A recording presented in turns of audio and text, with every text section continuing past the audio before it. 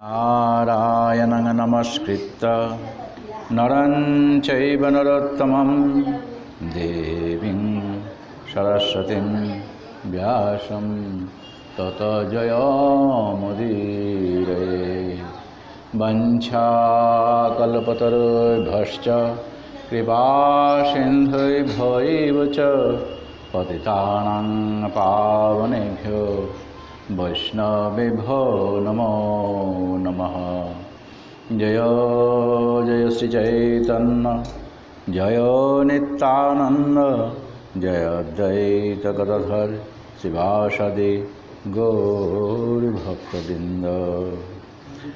सच्चिदानन्दरूपाय विश्वोत्पत्त्यादिहेतवे तापत्रय विनाशाय श्रीकृष्णाय वयं नमः। सच्चित् एवं आनंदेर स्वरूप भगवान श्रीहरि के कोटि कोटि नमन पूर्वक समवेत भक्तमंडली गौरांग महाप्रभुर अशेष कृपाय আমরা এই সাপ্তাহিক ভাগবতের রাস পঞ্চঅধ্যায়ের যে মহা রাসলীলা হয়েছে, ভগবান শ্রীকৃষ্ণ ব্রজের গোপীদেরকে নিয়ে যে রমণ করেছেন তা শ্রবণ করতে পারছি। ইতিমধ্যেই ভগবান শ্রীকৃষ্ণ যখন ব্রজের গোপীরা নিজেদেরকে অভিমান অর্থাৎ তারা এই জগতের মধ্যে শ্রেষ্ঠা রূপে বিবেচনা করলেন যে তাদের মতো কোন নারী আছে যে ভাগবত সান্নিধ্যে তারা আসতে পারে।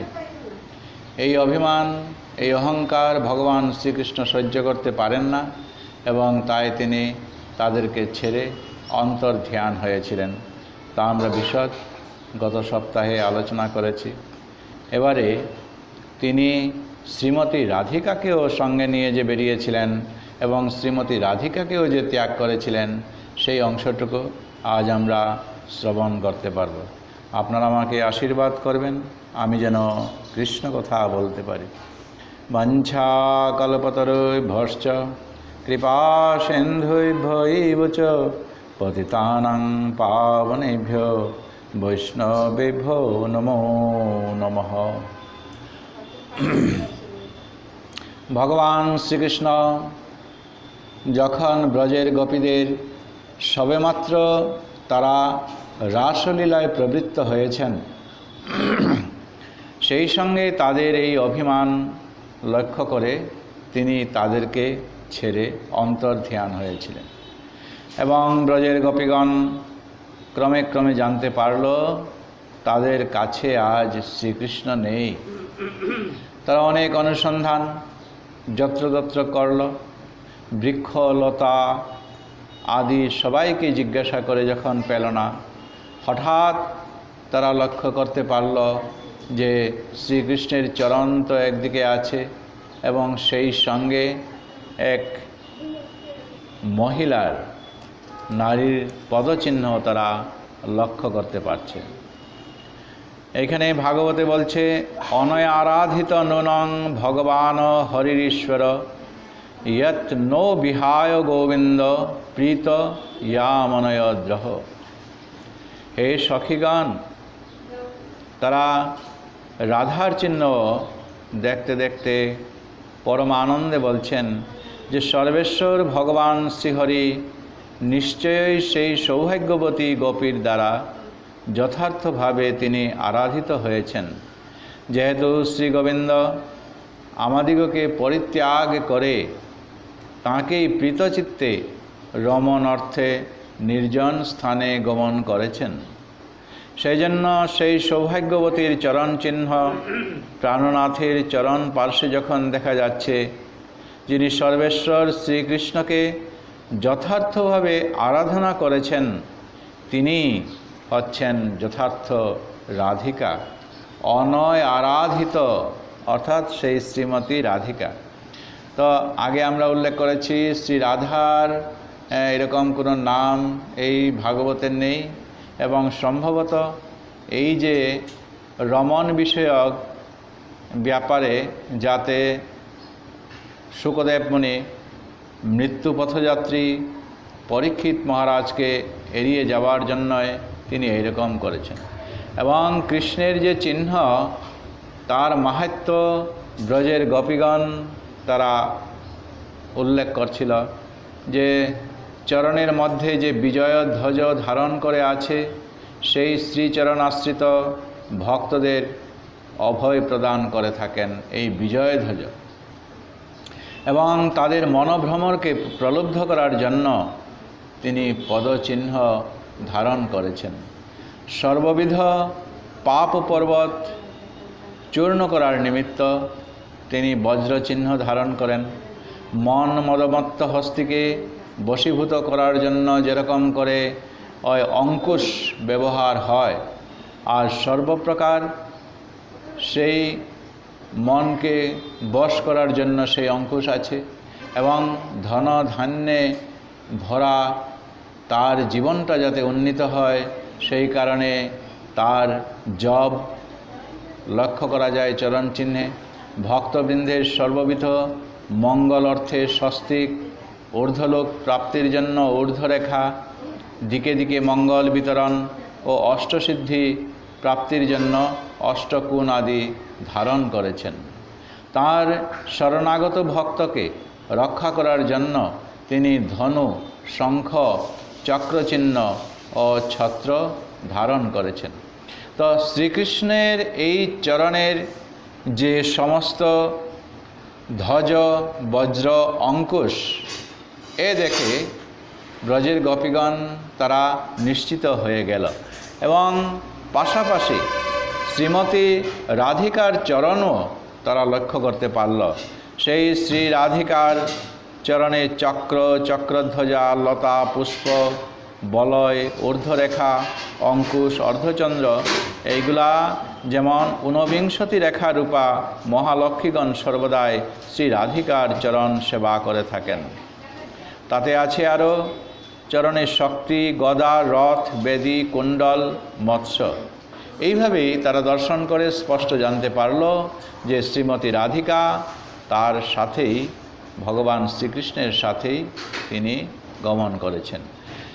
এবং যেতে যেতে তারা লক্ষ্য করল যে কিছু দূর অগ্রসর হওয়ার পর সেই যে কোমল চরণ চিহ্ন, শ্রীমতী রাধিকার চিহ্ন আর তো পাওয়া যাচ্ছে না, এবং এই যে পুরুষের অর্থাৎ শ্রীকৃষ্ণের চরণ চিহ্ন আরও গাঢ়তরভাবে সেখানে পড়েছে। তার উদ্দেশ্য এই সখীগণ তারা ব্যাখ্যা করতে লাগলো, যেহেতু শ্রীমতী রাধিকা আর চলতে পারছেন না, আর না পারার জন্য তিনি যখন শ্রীকৃষ্ণকে অনুরোধ করেন যে আমি আর চলতে পারছি না, আমাকে কাঁধে নিয়ে চলো, ওই তখন তিনি শ্রীকৃষ্ণ শ্রীমতী রাধিকাকে স্কন্ধে আরোহণ করিয়েছেন এবং তিনি চলছেন এইভাবেই। আর শ্রীকৃষ্ণ বাস্তবিক এইভাবেই তিনি যখন রওনা দিয়েছেন তখন সবাই অষ্টসখী মিলে নানা চিন্তাধারা তারা তখন করতে লাগলো, অনুমান করতে লাগলো যে এই শ্রীমতী নিশ্চিত এবং শ্রীকৃষ্ণ এই শ্রীমতী রাধিকাকে নিয়ে পার্শ্ববর্তী কোনো স্থানে আছেন। আজ এই অষ্টসখীগণ মুখ্যত তারা যখন এইখানে অন্যান্য সখীদেরকে জড়ো করে তারা কি করবেন না করবেন তা এখানে বলতে চাইছেন। এই অবসরে এই অষ্টসখীর পরিচয় আজ পাওয়া যাচ্ছে এখানে, যে ললিতা, বিশাখা, চম্পকলতা, চিত্রা, তুঙ্গবিদ্যা, ইন্দুলেখা, রঙ্গদেবী, সুদেবী, এই আটজন শ্রীমতী রাধিকার প্রধানা সখী। এখন ললিতা দেবী, যাকে বৃন্দাও বলা হয়, তিনি হলেন এই শ্রীমতী রাধিকার প্রধানা সখী। কোনো কিছু করতে গিয়ে, কোনো কিছুতে অগ্রসর হতে গিয়ে ললিতা বা বৃন্দা এই শ্রীমতী রাধিকাকে পরামর্শ দিয়ে থাকেন। তিনি রাধিকা হতে কিছু বড় আছেন, রাধিকা থেকে 27 দিন বয়সে তিনি বড় এবং সকলের জ্যেষ্ঠা। এই যে সব সখীগণ আছে তাদের সকলের জ্যেষ্ঠা। এখন প্রশ্ন হতে পারে যে এরা তাদের ঘর সংসার আছে কিনা? হ্যাঁ, তাদের এই ঘর সংসার আছে এবং তার অঙ্গকান্তি গৌরচনার মতো, আর তার শাড়ি পরিধান করেন কীরকম? ময়ূর পুচ্ছের মতো তিনি শাড়ি পরিধান করেন। এই ললিতার পিতার নাম হচ্ছে বিশক, মাতার নাম হচ্ছে শারদা, আর পতির নাম গোবর্ধন গোপ। গোবর্ধন যে পর্বত আছে সেই পর্বতের নাম অনুসারে ওই গোপ তার নামটা হচ্ছে এই গোবর্ধন। বিশাখা দেবী তিনি হচ্ছেন শ্রীমতী রাধিকার সমবয়স্কা, রূপে গুণে স্বভাবে শ্রীমতী রাধিকার সমতুল্যা। এ হচ্ছে মুখরার ভগ্নির পুত্র পাবন, আর জটিলার ভগ্নির কন্যা দক্ষিণা, আর তার পতির নাম হচ্ছে বাহিক। তা আমরা কেন এগুলা উল্লেখ করছি? কারণ এই ব্রজের গোপীদেরকে, শ্রীমতী রাধিকাকে, কৃষ্ণকে যেরকম আমরা জানছি, তাদের প্রধানা নায়িকা, তাদেরও কিছু পরিচয় আমাদের জানা উচিত আছে। এই কারণে, কারণ আর তাদের সম্পর্কে আমরা আর কখনো আলোচনা করার সুযোগ আমাদের আর নেই। চম্পকলতা তিনি রূপে গুণে বর্ণে গন্ধে অঙ্গে একেবারে সবই চম্পক পুষ্পের মতো, এই কারণে তার নামটাও দেওয়া হয়েছে চম্পকলতা। তিনি শ্রী রাধিকা হতে বয়সে একদিনের ছোট, আর তার পিতার নাম হচ্ছে আরাম, মাতার নাম বাটিকা, আর পতির নাম হচ্ছে চণ্ডাক্ষ। তিনি শ্রী রাধিকার ন্যায় নীল শাড়ি পরিধান করে থাকেন। এদিকে চিত্রার অঙ্গকান্তি রক্তিমাভ পীতবর্ণ, তিনি শ্রী রাধিকা থেকে 24 দিনের ছোট। কৃষ্ণ সুখেই তিনি সুখী থাকেন, আর তার পরিধানের বস্ত্র খুব চাকচিক্যময়। পিতার নাম হচ্ছে চতুর, মাতার নাম অর্চিকা, পতির নাম পিঠর। এইভাবে তুঙ্গবিদ্যা, ইন্দুলেখা, রঙ্গদেবী, সুদেবী, এই সমস্ত প্রধানা অষ্টসখী ভিন্ন আরও তার অনুগত ব্রজের সখীগণ আছেন। তারা সকলেই কি করেন? রাধা যদি সুখে সুখী হন তো তারাই নিজেরাই সুখী হন। এর ছাড়াও এই রাধার আরও অনেক অন্তরঙ্গ মঞ্জরী সখী আছেন। তারা হলো অনঙ্গ মঞ্জরী, রূপমঞ্জরী, রতিমঞ্জরী, লবঙ্গ মঞ্জরী, এরকম করে কত যে রসমঞ্জরী, বিলাস মঞ্জরী, প্রেমমঞ্জরী, এরকম করে অনেক অনেক মঞ্জরী আছেন। এছাড়া তাদের সাধক মঞ্জরীর আর কোনো অন্ত নেই।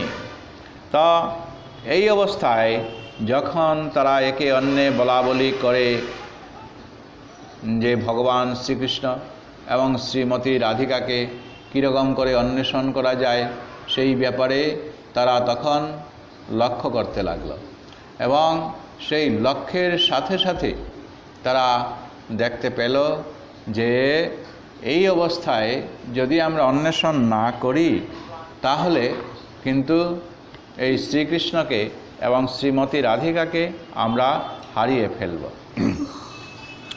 তো ভগবান শ্রীকৃষ্ণ এই সমস্ত গোপীগণকে পরিত্যাগ করে একমাত্র রাধিকার সহিত বিহারে তিনি রত ছিলেন, এবং তার ভগবত্তার কোনরূপ হানি তো হয়নি, কিংবা তার অখণ্ডিত একত্বের কোনরূপ ক্ষুণ্ণও হয়নি। কারণ শ্রী রাধা শ্রীকৃষ্ণের অনন্ত শক্তির শিরোমণি লাদিনী শক্তি। ভগবান শ্রীকৃষ্ণ যখন এই পৃথিবীতে এসেছেন তখন তার এই অঙ্গ থেকেই এই লাদিনী শক্তিকে তিনি লীলার কারণে তিনি এটাকে প্রস্তুত করেছেন। এই যে মহাশক্তি স্বরূপভূতা শ্রী রাধা ও শ্রীকৃষ্ণ কিন্তু মূলত অভিন্ন তত্ত্ব, আর লীলার কারণে এসব আলাদা আলাদা হয়ে আছে। অর্থাৎ শক্তি আর শক্তিমান, নিজে শক্তিমান কিন্তু তার সঙ্গে শক্তি আছে। আগুন আর আলো, আগুনকে যেরকম জ্বললে পরে তার আলো প্রদান করা হয়, আলো প্রদান করে, তো আলো থেকে বা আগুন থেকে আলাদা আলোকে আলাদা করা যায় না, ঠিক সেই রকমই করে। তো শক্তিমান সেই শ্রীকৃষ্ণ যখন তার নিজ শক্তির সঙ্গে বিলাস করছেন, তখন তার শক্তির পরিপূর্ণ প্রকাশ এখানে হচ্ছে। বিলাসী ভগবান যখন তার শক্তির সঙ্গে বিলাস করছেন, তখন এই ভগবত্তার পূর্ণ প্রকাশ তিনি পাচ্ছেন। ওই যে গানটাতে আছে, খেলিছ এ বিশ্বলে বিরাট শিশু আন মনে, তিনি আন মনে নিজের সৃষ্ট সেইখানেই তিনি এখানে খেলা করছেন। তো তত্ত্ব বিচারে তাই দেখা যায় রাধা এবং কৃষ্ণ অভিন্ন, কিন্তু লীলা রস আস্বাদনের জন্য শ্রীকৃষ্ণ ইচ্ছায় এই যুগমায়া দেবীকে আহ্বান করে রাধা কৃষ্ণ এক দেহকে তিনি দুই দেহ করে দিয়েছেন, এবং শ্রীকৃষ্ণকে পরপুরুষ ও শ্রীকৃষ্ণ কান্তা শিরোমণি শ্রীমতী রাধিকাকে পররমণী করে দিয়ে তাদের মধ্যে সেব্য এবং সেবক এই সম্বন্ধ তিনি সৃষ্টি করেছেন। একদিকে শ্রীমতী রাধিকা কৃষ্ণকে সেবা করবেন এবং সেই সেবা কৃষ্ণ পাবেন, কিন্তু মূলত তারা একই। আর লীলার কারণে তিনি যুগমায়ার মাধ্যমে এইসব আলাদা করে দিয়েছেন। এর মূল হেতু হচ্ছে যে প্রেমের পূর্ণ আনন্দ যাতে আস্বাদন করা যায়। এরূপ করার মুখ্য উদ্দেশ্য হচ্ছে শ্রী রাধা প্রেম মহিমা জগতে প্রচার করার জন্য। রসের দৃষ্টিতে রাধা কৃষ্ণ পৃথক বস্তু দেখলেও তত্ত্বত কিন্তু এটা পৃথক বস্তু নয়। ভক্তের অধীন ভগবান শ্রীকৃষ্ণ শ্রীমতী রাধার এর প্রেম বৈশ্যতা স্বীকার করে তার সঙ্গে আজ ক্রীড়া বিলাসে রত হয়েছেন। শ্রী রাধা প্রেমের এমনই এক অভূতপূর্ব মহিমা, যেখানে তিনি একেবারে শ্রীমতী রাধিয়ার দ্বারা তিনি বশীভূত হয়ে আছেন। এখন হঠাৎ করে কেউ যদি এই রাধা কৃষ্ণ প্রেম যদি কেউ বিবেচনা করতে আসেন, এবং তত্ত্বত তারা যদি এই ভাবটা না জানেন যে মূলত রাধা এবং কৃষ্ণ এক, এবং সেই কারণেই তখন এখানে এই জাগতিকভাবে যখন শ্রীমতী রাধাকা এবং শ্রী কৃষ্ণ তাদেরকে আলাদা আলাদাভাবে দেখবেন, তখন এই জড়জাগতিকের ভাব দেখে তারা তখন অন্য বিরূপ প্রতিক্রিয়া তাদের মধ্যে সৃষ্টি হয়ে যাবে। কৃষ্ণস্তু ভগবান স্বয়ং, ভগবান শ্রীকৃষ্ণ স্বরূপত তিনি তার তিনটা গুণ সৎ, চিত এবং আনন্দ, এই ঐশ্বর্যে ঐশ্বর্যপূর্ণ এবং মাধুর্যে সর্বচিত্ত আকর্ষক, এই তিনের পরিপূর্ণতার নামই হচ্ছে ভগবত্তা। তাই শ্রীকৃষ্ণ এমন হয়েও তিনি শ্রী রাধার প্রেমে আজ বশীভূত হয়ে আছেন। তিনি আজ এইখানে লীলা করবেন ব্রজের গোপীদেরকে নিয়ে, এবং তাদের মধ্যে যে শ্রেষ্ঠা শ্রীমতী রাধিকা, আমরা আগেই উল্লেখ করেছি যে এই ১৬০০ গোপীর মধ্যে শ্রেষ্ঠা হচ্ছেন ১০৮ গোপী। এই ১০৮ গোপীর মধ্যে শ্রেষ্ঠা হচ্ছেন অষ্টসখী, এবং এই অষ্টসখীর মধ্যে শ্রেষ্ঠা হচ্ছেন দুজন, এবং এই দুজনের মধ্যে শ্রীমতী রাধিকা, চন্দ্রাবলী এবং রাধা দুজন, এবং তাদের মধ্যেও শ্রেষ্ঠা হচ্ছেন শ্রীমতী রাধিকা। তাই শ্রীমতী রাধিকার যে ভাব কান্তি বিলাস, শ্রীমতী রাধিকা ভগবান শ্রীকৃষ্ণকে যে এত ভালোবাসেন, আর ভগবান শ্রীকৃষ্ণ তিনি সেটা খুব নজরে নিচ্ছেন যে এত সব সখী থাকা সত্ত্বেও শ্রীমতী রাধিকার কৃষ্ণের প্রতি যে এত ভালোবাসা, ভগবান শ্রীকৃষ্ণ মনে মনে ভাবছেন যে আমার কাছে এমন কি থাকলো যা শ্রীমতী রাধিকা তাতে এত আমাকে ভালোবাসছেন, এবং ভালোবেসে শ্রীমতী রাধিকা কি আনন্দটাই না পাচ্ছেন। এই তিনটা জিনিস শ্রীকৃষ্ণ জানতে চাইছেন, আর এইটাকেই বলা হচ্ছে ভাব কান্তি বিলাস। আর সেটা জানার জন্যই তো তিনি এই গোপীদেরকে জিজ্ঞাসা করেছেন, কিন্তু তিনি আর জানতে পারেননি। তাই তিনি সেই প্রেম আস্বাদন করার জন্যই এই কলিকালে তিনি এই রাধা এবং কৃষ্ণের প্রেম এবং রাধা ও কৃষ্ণের এক অঙ্গ করে গৌর রূপে তিনি নদিয়ায় অবতীর্ণ হয়েছিলেন। তো যাক, তাই একমাত্র এই ব্রজধামে শ্রীকৃষ্ণের মাধুর্য যেরূপ পরিপূর্ণভাবে প্রকাশ পেয়েছে, আর অন্যত্র কোনো সেটা প্রকাশ পায়নি। তাই শ্রীমতী রাধিকার প্রেম শ্রীকৃষ্ণের এই শ্রীকৃষ্ণকে তখন শ্রীমতী রাধিকার প্রেম আবৃত করে রেখেছে। এর মূল কারণ হচ্ছে তিনি শ্রীরাধার সঙ্গে বিহার করে যে তিনি সুখ আনন্দ লাভ করে থাকেন, এবং এই লাদিনী স্বরূপা শ্রীমতী রাধা শ্রীকৃষ্ণের যেন দ্বিতীয় বিগ্রহ। এই কারণে ব্রজ বৃন্দাবনে কি হয়, সব সময় তারা এই কৃষ্ণের নামটা গ্রহণ করে না, কেবল তারা কি করেন, জয় রাধে জয় রাধে এইরকম করে তারা বলেন। রাধাকেই তারা প্রাধান্য দিচ্ছেন, কেননা এই রাধা হচ্ছেন শ্রীকৃষ্ণের দ্বিতীয় বিগ্রহ। কেননা তিনি তাতে এই শ্রীমতী রাধিকাকে আহ্লাদিনী শক্তিরূপে, লাদিনী শক্তিরূপে তিনি প্রকাশ করেছেন এবং তিনি তাকে স্থান দিয়েছেন। এবং দেখা যায় যে যখন শ্যামকুণ্ড উৎপন্ন হলো, রাধাকুণ্ড যখন তৈরি হলো, তখন তিনি তার শ্যামকুণ্ড থেকে ওই রাধাকুণ্ডকে তিনি প্রাধান্য দিয়ে দিয়েছেন এবং তিনি বলে গেছেন এই শ্যামকুণ্ডে স্নান করে যারা যেরকম তারা স্বীকৃতি পাবে, পুণ্য পাবে, তার চেয়ে শত শতগুণ বেশি পাবে যদি কেউ রাধাকুণ্ডে স্নান করে থাকেন। এই রাধাকেই তিনি সবসময় উপরে রাখতে চাইছেন। তাই বলা হচ্ছে যে একমাত্র শ্রীমতী রাধিকাকেই তিনি মহাভাব স্বরূপা এই শ্রীকৃষ্ণের দ্বিতীয় বিগ্রহ, এবং এই কারণেই এটা ব্রজের মধ্যে প্রকাশিত হয়ে আছে। এই কারণেই দেখা যায় যে এই ব্রজের মধ্যে শ্রী রাধা, রাধে রাধে এছাড়া আর অন্য কিছু সেখানে কৃষ্ণের নাম তো উচ্চারণই হয় না সেখানে। কারণ তারা মনে করেন যদি রাধা রানীকে যদি আমরা খুশি করতে পারি, তাহলে রাধা রানীর কৃপার মাধ্যমে আমরা তখন গোবিন্দচরণ আশ্রিত হতে পারবো। আর সেটা তো ওই রাধাকুণ্ডে পড়ে থাকা সেই শিবাখুরের গল্পটা আমরা একটু এখন এখানে স্মরণ করতে পারি। যে শ্রীমতী রাধিকা যখন কৃষ্ণকে কিছু সকালবেলা ভোজন করানোর জন্য তিনি তাড়াহুড়া করে চলে যাচ্ছেন, সেখানে পড়ে থাকা একটা শিবা, শিবা মানে হলো একটা শিয়াল, তার পায়ে তার লেগেছিল শ্রীমতী রাধিকার। এবং শ্রীকৃষ্ণকে ভোজন করানোর পর তখন যে তার প্রধানা সখী ললিতাকে তখন উল্লেখ করেছিল, যাও, মূর্ছা অবস্থায় পড়ে আছে একজন সখী, তার কাছে আমার পা লেগেছে, তুমি তাকে মূর্ছা ভেঙে আমার কাছে নিয়ে আসো। শ্রীমতী ললিতা সেখানে গিয়ে দেখেন যে এত সখী নয়, একজন শিবা মানে শিয়াল, শিয়ালিনী। আবার যখন শ্রীমতী রাধিকাকে জানালেন, তখন শ্রীমতী রাধিকা বললেন, ওকে তো আমি সখী বলে উল্লেখ করেছি, যাও তুমি তাকে এইখানে নিয়ে আসো। যেই মাত্র ললিতা দেবী শ্রীমতী রাধিকার আহ্বানে তিনি তাকে নিয়ে যেতে চাইছেন, শিয়ালিনী বলছে যে আমি একটা পশু মাত্র, এই পশুকে শ্রীমতী রাধিকা আহ্বান করেছেন? বলছেন হ্যাঁ, তোমাকে সেখানে যেতে হবে। যাওয়ার পর ভক্তি প্রণাম করার পরে বলছেন যে আমার কাছে আসে তাকে আমি কিছু দিয়ে দিই।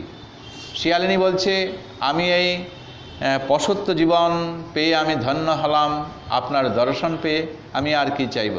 তবুও যে আমার কাছে আসে সে তো কিছু তাকে দিতে হয়, বলো তুমি কি চাও। তখন শিয়ালিনী বলছিল, যে স্থানে আমি পড়ে আছি সেখানে যদি কেউ মৃত দেহ তার ওইখানে গিয়ে পৌঁছে, অথবা যদি কেউ সেখানে মারা যায়, তাহলে তার সেই দেহ যেন গোবিন্দচরণ আশ্রিত হতে পারে। কেননা শ্রীমতী রাধিকার কৃপা পেলে এই শ্রীকৃষ্ণের কৃপা অবশ্যই পাবে। তিনি তাকে আশীর্বাদ দিয়েছিলেন। সেই কারণে সেই স্থানের নাম, শ্মশানটার নাম হয়েছে শিবাখুর। বয়স হওয়ার সাথে সাথে চতুর বৈষ্ণবগণ তারা বৃন্দাবনে অথবা রাধাকুণ্ডে বাস করে থাকেন। কেননা সেখানে যদি তাদের মৃত্যু হয়ে থাকে, তাহলে অন্তত সেখানে তার মৃতদেহটা অন্ততপক্ষে সেই শিবাখুরে পৌঁছানো যাবে। আর সেখানে আশ্চর্য, আমাদের সঙ্গে একজন তীর্থযাত্রী গিয়েছিলেন, তিনি সেখানে মারা যান রাধাকুণ্ডে, এবং ওইখানে আর পুরুষ লোক সেখানে বহন করে না সেই মৃতদেহ। ওই স্ত্রীগণ তারা গোপী ভাব নিয়ে ওই মৃতাকে তখন ওই শিবাখুরে নিয়ে যায়। তো এই রাধারানীর যদি কেউ কৃপা পায় তাহলে গোবিন্দচরণ অবশ্যই প্রাপ্তি হয়। এই কারণেই বলছেন যে রাধা হচ্ছেন কৃষ্ণের আত্মস্বরূপ। তাই পরিত্যক্তা ব্রজগোপীগণ তারা এই শ্রীমতী রাধিকার অন্ততপক্ষে দর্শন তো আমাদের পাওয়া উচিত। এই বলে বিরহের পর ব্রজগোপীগণের সঙ্গে মিলনকালে শ্রীকৃষ্ণ একবার তাদেরকে নিজ মুখে বলেছিলেন, হে ব্রজ রমণীগণ, আমি সর্বক্ষণ তোমাদের সঙ্গেই তো আছি। গতিকে শ্রীকৃষ্ণ যখন আমাদেরকে কথা দিয়েছেন সর্বদাই তিনি থাকবেন, আজ শ্রীকৃষ্ণের সেই কথা কেন আজ রক্ষিত হচ্ছে না? এর দ্বারা বোঝা যায় যে শ্রীকৃষ্ণ যখন আমাদেরকে কথা দিয়েছেন অবশ্যই তিনি পাশাপাশি আছেন এবং তাকে আমরা অন্বেষণ করে তাকে আজ বের করতে হবে। তাই সৌভাগ্যবতী কৃষ্ণ সোহাগিনী তারা তখন অভিমান আগে করেছিল, আমরা ভুল করে ফেলেছি, এই বলে তারা তখন শ্রীমতী রাধিকা আর শ্রীকৃষ্ণকে তারা তখন অন্বেষণ করতে চাইছে।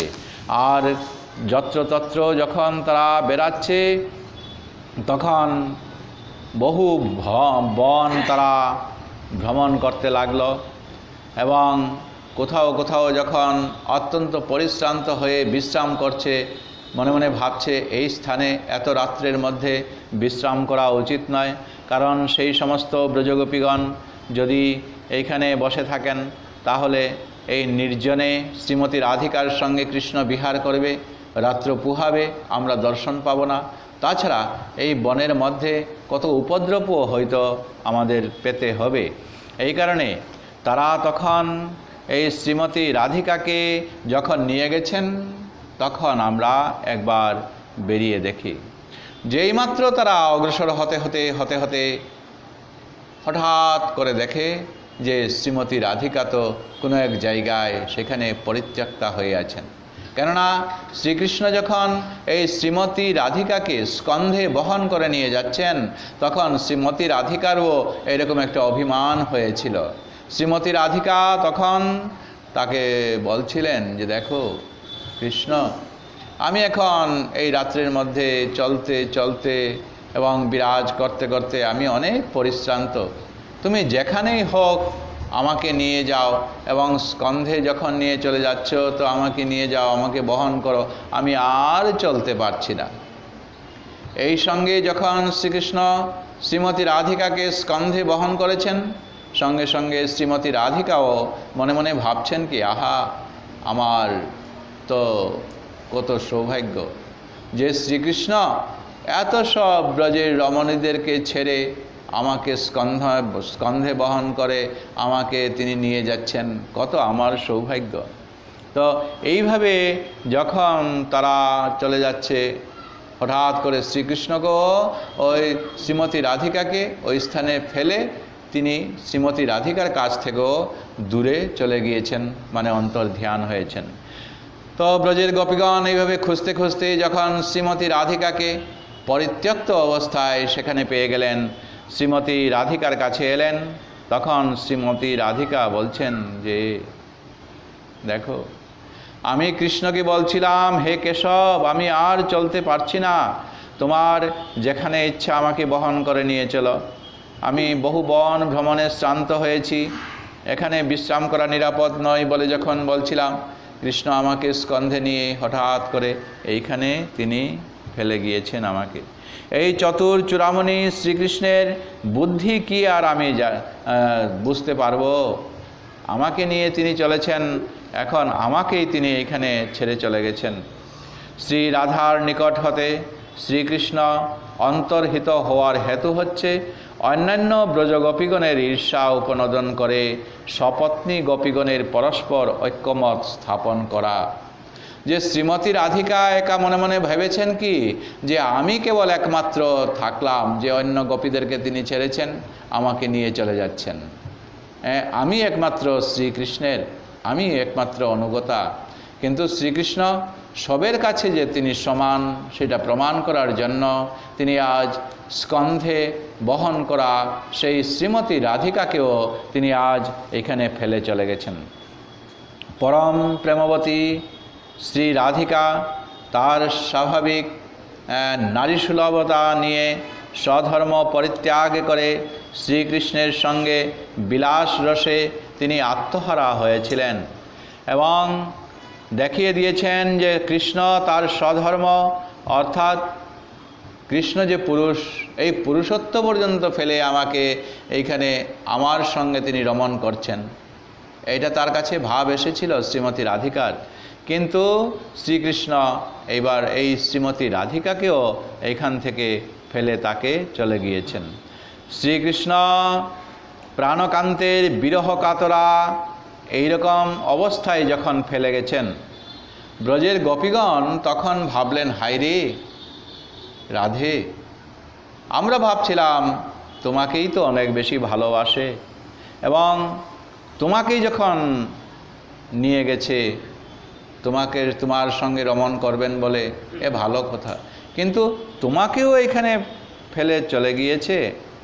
শ্রী রাধা শ্রীকৃষ্ণ বিরহ তপ্তা হয়ে মুহুর্মুহু তখন বিলাপ করতে লাগছে, দেখো হে রমণ, হে নাথ, হে প্রিয়তম, হে মহাভুজ, তুমি যে আমার স্বামী রূপে, পালক রূপে তুমি এইখানে এসেছিলে, কান্তোচিত মিলনানন্দ প্রেম তুমি বিস্তার করে আমাকে বহন করেছিলে, তুমি আমার প্রতি এতাদৃশ স্নিগ্ধ হয়ে এখন তুমি আমাকে ফেলে চলে গেছো, একাকী হয়ে আছো।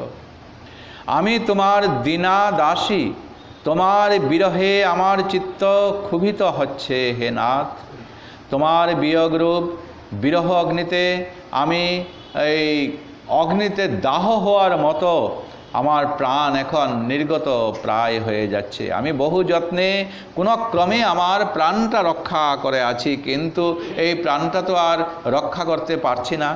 অতএব তুমি শীঘ্র এসে আমার প্রাণ রক্ষা করো। আমি আমার নিজ স্বার্থ সিদ্ধির জন্য আমার প্রাণটা রক্ষা করতে চাই না, কেবল তোমার বিলাসের জন্য, তোমাকে সুখ প্রদান করার জন্য আমি এইখানেই বাঁচতে চাই। তাই আমি মরে গেলেও তোমার দুঃখ সহ্য করতে পারবে না, আমি জানতে পারছি। তাই বলছি, হে কৃষ্ণ, একবার তুমি দেখা দিয়ে আমার দুঃখ দূর করে তোমার ধন তোমার নিকটে নিয়ে যাও।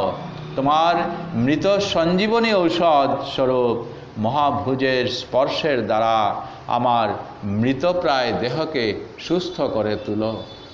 এইভাবে শ্রীমতী রাধিকা যখন কৃষ্ণকে হে নাথ, হে রমণ, হে কান্তা বলে যখন বারবার ডাকছে, তখন ব্রজের বাকি গোপীগণ দেখছে শ্রীমতী রাধিকাকে, সত্যি তো আজ শ্রীকৃষ্ণের সঙ্গ ধারণ করে যখন শ্রীমতী রাধিকা একাই আমাদেরকে ফেলে চলে আসছিল, তখন আমাদের ঈর্ষা জাগছিল যে শ্রীমতী রাধিকা কেন আমাদেরকে ফেলে যাচ্ছে, কেন শ্রীকৃষ্ণ শ্রীমতী রাধিকাকে ফেলে যাচ্ছে।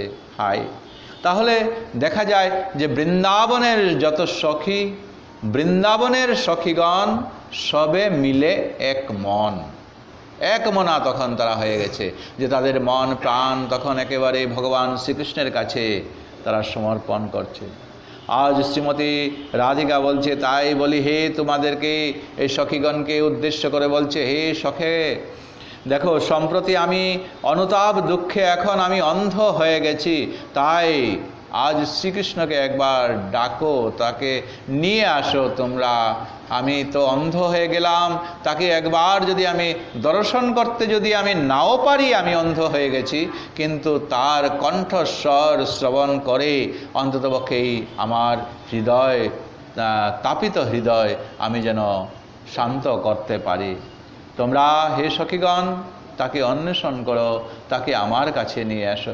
আর যদি তোমরা না নিয়ে আসতে পারো, এই যে পাশে আছে যে কদম্ব বৃক্ষ, এই কদম্ব বৃক্ষ অতি আগে থেকে আমি এই কদম্ব বৃক্ষকে আমি ভালোবাসি, কেননা এই কদম্ব বৃক্ষে এসে তিনি বারবার বংশী বাদন করেন।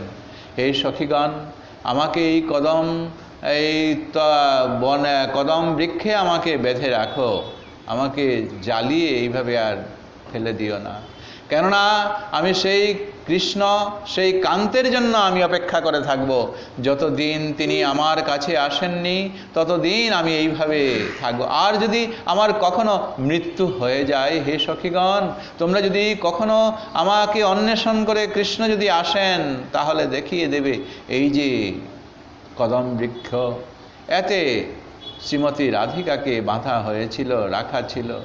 এই শ্রীমতী রাধিকা তোমার জন্য অপেক্ষা করতে করতে করতে করতে সে মৃত্যু তার হয়ে গেছে। আর এই যমুনা নদীতে আমি ঝাঁপ দিতে যাব, এই যমুনা নদী তো শুকিয়ে যাবে, কৃষ্ণ আমাকে পাবে না। তাই সুতরাং হে সখীগণ, তোমরা এসো, শ্রীকৃষ্ণকে অন্বেষণ করো। এই আশালতা এতদিন ছিল, সব তো শুকিয়ে গেল। এখন এই শূন্য বৃন্দাবনে কৃষ্ণহারা হয়ে আমি কেমন করে থাকব? সখীগণ, এই বলে শ্রীমতী রাধিকা যখন হা হুতাশ, হায় হায় হায় কৃষ্ণ বলে যখন ডাকছে, আর তাকে তখন সব সখীগণ ঘিরে কোনক্রমে তাকে সান্ত্বনা দিচ্ছে, হে রাধে, তুমি অপেক্ষা করো, আমরা তো অন্বেষণ করছি শ্রীকৃষ্ণের, অবশ্যই তাকে পাবো, তাকে পাবো বলে। শ্রী রাধা এরূপভাবে বিলাপ করতে করতে বনে বনে কৃষ্ণের অন্বেষণ যে তারা করছিল, সমস্ত সখীগণ তারা মোহ ভরে সবাই একে একে তখন তারা শ্রীমতী রাধিকার মতো মূর্ছিত হতে লাগলো। তারা এই মাটির উপর তারা গড়াগড়ি বাইতে লাগলো। তখন অন্যান্য ব্রজগোপীগণ শ্রী রাধিকাকে কৃষ্ণ বিরহে সমান দুঃখী ভেবে তাদের মন একেবারে চঞ্চল হয়ে গেল। শ্রীকৃষ্ণ বিচ্ছেদেই পরস্পর তাদের মধ্যে যে স্নেহ বিশেষের যে উদয় হয়েছে, আজ এইখানে এইটাই প্রমাণ। বিরহিণী প্রিয়তমা শ্রীরাধার এই তীব্র বিরহের অভূতপূর্ব ভাবদশা, এটা এই পাতার অন্তরালে, গাছের অন্তরালে থেকে থেকে কৃষ্ণ তখন লুকিয়ে দেখছেন শ্যামনাগর, এবং তিনি আশ্চর্য হয়ে দেখছেন, হাইরে শ্রীমতী রাধিকা এখন প্রায় মৃতপ্রায় হয়ে যাচ্ছে, আমার জন্য বোধহয় তার মৃত্যু হয়ে যাবে। এইভাবে তিনি পাতা, লতা পাতার মাঝখানে লুকিয়ে লুকিয়ে তিনি বিস্ময়ভাবে এই নয়নে দেখছেন এবং বহুদিনের মনের স্বাদ তিনি মেটাচ্ছেন। আহা, এই তো শ্রীমতী রাধিকা, এমন যে বিরহদশা তার এসে গেছে, এত কোনো দিন আমি আর এই শ্রীমতী রাধিকাকে দেখি নাই যে আমার জন্য সে এমনকি প্রাণ ত্যাগ করতে পর্যন্ত প্রস্তুত, এবং বোধহয় ওই একটু পরেই বোধহয় শ্রীমতী রাধিকার মৃত্যু এসে যাবে। এদিকে এই কৃষ্ণ পরিত্যক্তা সেই সব ব্রজের গোপীগণ তারা শ্রী রাধার এই বিরহ সাগরে মিশে গিয়ে হাবুডুবু খেতে লাগলেন। ঘন এই বনরাজির আড়ালে লুকিয়ে থেকে শ্যামনাগর প্রিয়তমাগণের এই তীব্র বিরহের যে জ্বালা, এটা তিনি একে একে তখন তিনি লক্ষ্য করছেন। এই অবস্থায় শুকদেব মুনি আজ পরীক্ষিত মহারাজকে বলছেন, অনিচ্ছন্ত ভগবত মার্গং গোপবিদুরত দদৃশো প্রিয় বিশ্লেষা মোহিতাং দুঃখিতাম সখিম। শুকদেব বলছেন পরীক্ষিত মহারাজকে, ভগবান শ্রীকৃষ্ণের পথ অন্বেষণ করতে করতে সেই গোপীগণ অনতি দূরে প্রিয় বিরহে মোহিতা ও দুঃখিতা সখীকে ভূমিত পতিতে তারা পতিতভাবে দেখতে পেয়ে তয়া কথিতম আকর্ণ মানপ্রাপ্তিঞ্চ মাধবাৎ অবমানঞ্চ দৌরাত্মাৎ বিস্মরং পরমং যজো। অনন্তর গোপীগণ সেই সখী শ্রী রাধার নিকট উপস্থিত হয়ে তারা এইভাবে রুদনের কারণ জিজ্ঞাসা করতে লাগলেন, এবং শ্রীকৃষ্ণের নিকট সম্মান প্রাপ্তি ও দুরভিমানের ফলে অবমাননার কথা শুনে গোপীগণ অতিশয় বিস্মিত হয়ে পড়লেন। শ্রী রাধিকাকে এই নির্জন বনমধ্যে শুশ্রূষা আদি তারা করতে লাগলেন। তারা সকলে বেদনাবিধুর হয়ে সমবেতভাবে শুশ্রূষা তারা শ্রীমতী রাধিকাকে করছিলেন। রাধিকার এই বিরহ বিকার দেখে তারা মনে মনে বিচার করলেন, আমরা যে পরিমাণে শ্রীকৃষ্ণ বিরহ অনুভব করছি, তদ অপেক্ষা শ্রীমতী রাধিকা সহস্র গুণে বেশি দুঃখে দুঃখিত। তারা যেরকম করে দুঃখ ভোগ করছেন তার চেয়ে শতগুণে দুঃখ ভোগ করছেন শ্রীমতী রাধিকা। কারণ শ্রী রাধার স্পন্দনহীন প্রাণহীন দশা সাক্ষাৎভাবে আমরা দর্শন করে বুঝতে পারছি। ব্রজের গোপীগণ তারা কখনো কখনো তাদের শাড়ির আঁচল এই শ্রীমতী রাধিকা যে শ্বাস নিচ্ছে কিনা, যে তার প্রাণ এখনও বেঁচে আছে কিনা, তাদের শাড়ির আঁচল তার শ্রীমতী রাধিকার নাকে গিয়ে নাকের ডগায় ধরাচ্ছে, যে তার শ্বাস এখনও আছে কিনা শ্রীমতী রাধিকার। দেখছে কোনো প্রকারে অন্তত পক্ষে শ্বাসটা তো আছে, এখনও বেঁচে আছে। তাই শ্রীমতী রাধিকাকে বাঁচানোর একমাত্র উপায় কি? ওই কৃষ্ণ নাম। হে সখীগণ, তোমরা একবার উচ্চারণ করো। তাই কৃষ্ণ কৃষ্ণ কৃষ্ণ কৃষ্ণ বলে যখন তারা ডাক দিতে লাগলো, তখন শ্রীমতী রাধিকা বলছেন, সই কে বা শুনাইল শ্যাম নাম, কানের ভিতর দিয়া মরমে পছিল গো, আকুল করিল মোর প্রাণ। তাই এই কৃষ্ণ প্রাপ্তির বাসনা পূরণ করার জন্য শ্রীমতী রাধিকার জীবন রক্ষা করা একান্ত প্রয়োজন। ওঠো হে শ্রীমতী রাধিকে। ব্রজের গোপীগণ তখন তাকে এই শ্রীমতী রাধিকার সঙ্গে যে আগে বৈষম্য ভাব এনেছিল, সেই বৈষম্য ভাব ছেড়ে আজ তারা এই এক মনা হয়ে এই শ্রীকৃষ্ণ অনুসন্ধানে চলো আমরা বেরিয়ে পড়ি। এই ভাব যখন তাদের কাছে এলো এবং প্রত্যেকেই এইটাই তারা স্বীকার করতে লাগলো যে আজ যদি আমরা এই প্রাণকান্ত শ্রীকৃষ্ণকে যদি আমরা পেতে চাই, তাহলে আর ক্রন্দন ছাড়া আমাদের আর কোনো গতি নেই।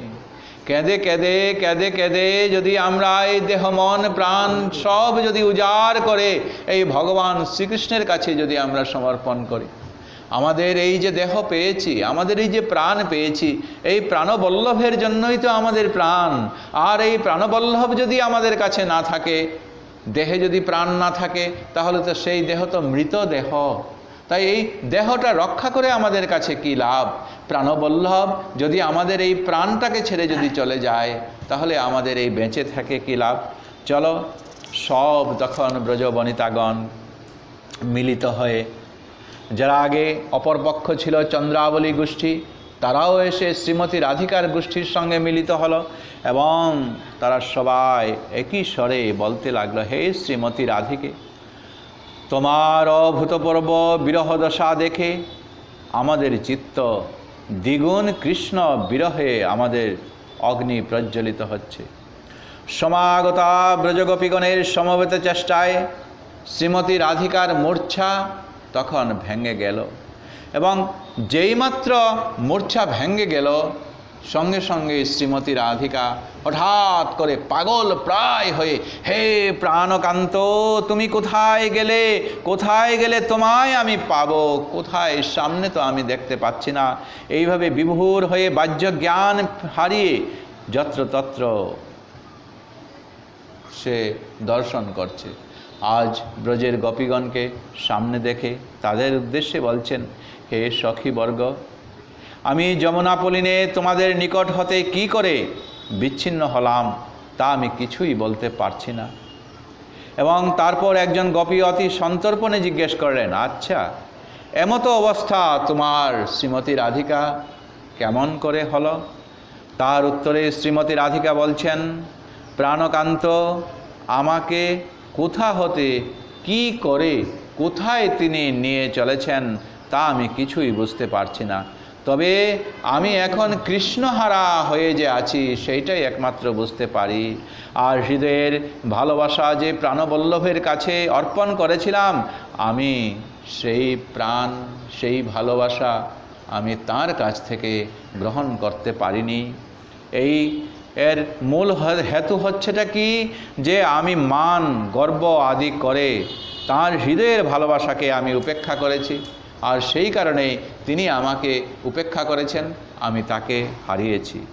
শ্রী রাধার বেদনার বিরহ বেদনার এই কথাগুলো শুনে সবাই তখন নির্বাক নিষ্পন্দ হয়ে ব্রজের গোপীগণ এই বিস্ময় সাগরে হাবুডুবু খাচ্ছেন। শ্রীমতী রাধিকা পুনরায় এই সখীদেরকে আহ্বান করে বলছেন, ওই সখীগণ, তোমাদের মতো প্রেমবতী শতকোটি গোপীগণকে অবজ্ঞা, অপমানিত ও বিরহ সাগরে নিমজ্জিত করে একমাত্র আমাকে যে সৌভাগ্য দান করেছেন, এ তাঁর দৌরাত্ম্য। কারণ আমি তোমাদের অপেক্ষা নিজেকে সৌভাগ্যবতী মনে করতাম, আর আমার অহংকার তো তিনি বুঝেছেন। ये यथा माং প্রপদ্যন্তে তাং তথৈব ভজামি অহম, যে যেভাবে আমাকে চাই সেইভাবেই না আমি তাকে গ্রহণ করি। অর্জুনকে ভগবান শ্রীকৃষ্ণ বলছেন যে আমি বোধহয় এইরকম তোমাদের কাছ থেকে আমি নিজেকে অত্যন্ত সৌভাগ্যশালী মনে করেছিলাম, আর সেই সৌভাগ্যশালী সেটা পূরণ এবং প্রমাণ করার জন্য বোধহয় তোমাদেরকে ছেড়ে আমাকে নিয়ে এসেছেন।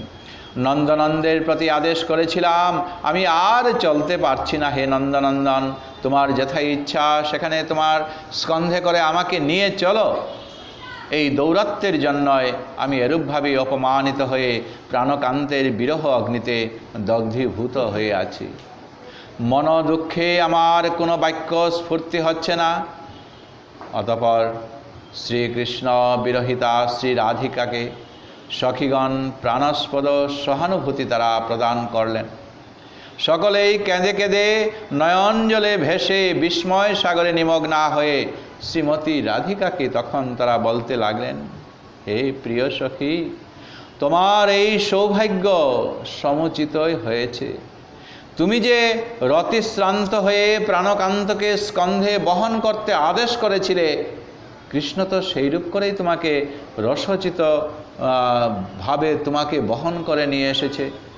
এই তো তোমার দৌরাত্ম্য নয়, তোমার সৌভাগ্য। কি আশ্চর্য! রসিক শেখর মহাপ্রেমিক দয়ানিধি হয়েও তোমার প্রতি এতাদৃশ আচরণ করেছে। সব কিছুই তো তুমি যা চেয়েছিলে সবগুলাই তোমাকে দিয়েছে, কিন্তু তোমাকে আজ এইখানে ছেড়ে তিনি একাকী ফেলে যাওয়ার কারণটা কি? শ্রীমতী রাধিকা সমস্ত সখীগণকে তখন বললেন, হে প্রাণপ্রিয়া সখীগণ, আমরা যদি এই নির্জন কাননে বিরহ কাতরে নির্বাক হয়ে বসে থাকি, তাহলে আমাদের হারানিধি প্রাণনাথকে পাব কি করে? প্রাণকান্ত সেবাবিহীন জীবন ধারণ করে আমাদের আর এই জীবনে লাভ কি আছে? চতুর চূড়ামণি রসিক শেখর নিশ্চয়ই এই গভীর বনে অন্য কোথাও লুকিয়ে তিনি আমাদের এই যে কাণ্ড, আমাদের এই যে বিরহ, সেটা তিনি অবশ্যই লক্ষ্য করছেন।